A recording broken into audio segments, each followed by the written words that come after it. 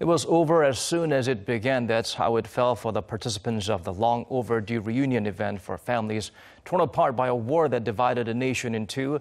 What made it even harder for those of us watching the touching meetings is how we could sense the Korean Koreans hoping to make each second count and last. To get a better understanding of how the long-overdue event went firsthand, let's turn to our Unification Ministry correspondent who has been bringing us all the moments as they happened. Jung-hee joins us in the studio. Jung-hee, welcome. Great to be here. Now, we have an idea of what the atmosphere was like. We've seen, of course, constant updates, but we cannot fathom how difficult it must have been for you covering the story constantly and holding back the tears while it happened.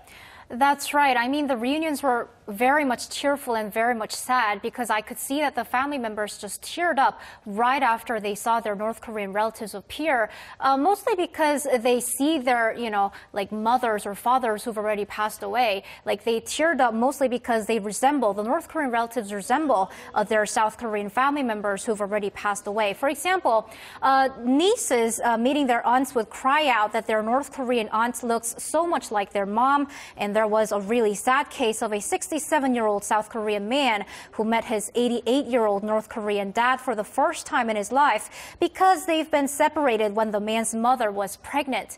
A 92-year-old woman met her son for the first time in 70 years. The last time they were together, the man was only 4.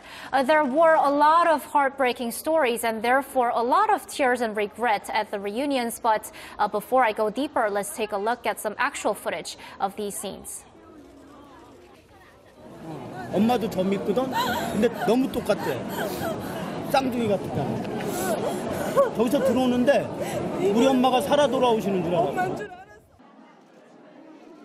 어머니는 68년을 기다렸잖아요. 건강하셔서 괜찮았어요. 나는 꿈에도 생각 못했어요. 살아 계시는 거는 꿈에도 못했어요.